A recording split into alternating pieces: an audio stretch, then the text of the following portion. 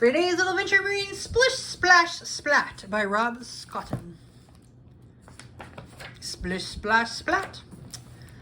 Splat purred happily in his sleep. Brrr. As candy fish of all shapes and sizes swam through his dreams, he reached out to catch one.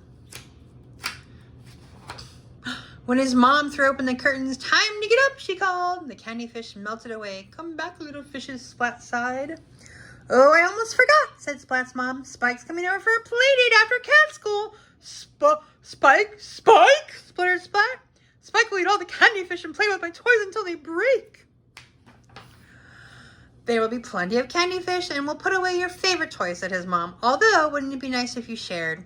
"Sure, with anyone but Spike," said Splat. "He's a show-off. He calls me names, and he doesn't like me." "I'm sure he really likes you," said Splat's mom. "Now get in the bath, or you'll be late." "But water is horrible," said Splat. "It's scary and wet and makes me soggy. And don't forget to wash behind your ears," said his mom. A few seconds later, "Finish," cried Splat. "I think you missed a bit," said his mom. "Ah," said Splat, and with a splish, he lowered himself into the water. "Water is horrible, it's scary and wet, and makes me soggy. Oh, I almost forgot. You begin swimming lessons at school today," said his mom. Gulp.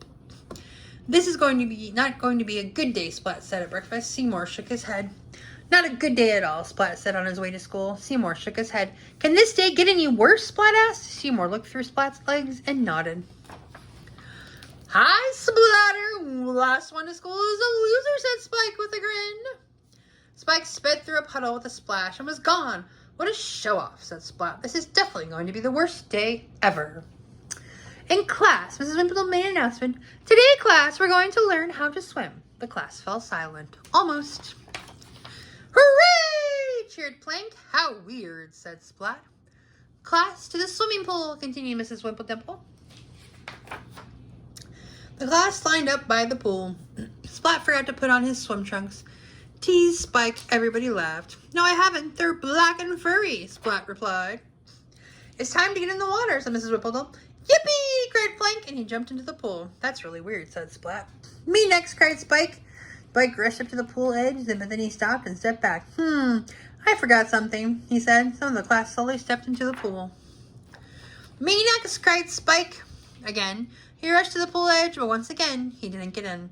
"I forgot something else," he said. More of the class got into the pool. Soon there were only two cats left, side by side, outside the pool. Splat and Spike.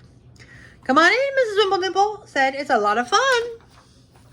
Splat couldn't keep quiet any longer. "Water is horrible," he blurted, hiding behind Spike. Yes, it's horrible," said Spike, hiding behind Splat. "Water is scary and wet," they cried together, "and it makes us soggy." Splat was confused. He thought that Spike wasn't afraid of anything, but Spike was just as scared as he was. Splat felt sorry for him. Splat looked at Seymour. "Ah," he thought. Then Spike saw the strangest thing. A candy fish floated in front of his face. Spike tried to catch it. He missed. He tried again and again, but still he couldn't catch it. Then he made one last effort, and finally, yum! Then Spike realized that he was standing in the swimming pool. How did that happen, he wondered. It doesn't feel horrible or scary or too wet, thought Spike. "Hey, Splatty, last one to the other side is a loser." "If Spike can do it, so can I," thought Splat. He took a deep breath, and he jumped. It tickles," said Splat. "Water's not horrible at all." Splat called out to Spike. "Last one to the other side is a loser." Later that day, Spike went over to Splat's house. He ate lots of candy fish and played with Splat's toys, but he only broke one. He also gave Splat the perfect present. Swim trunks! The end.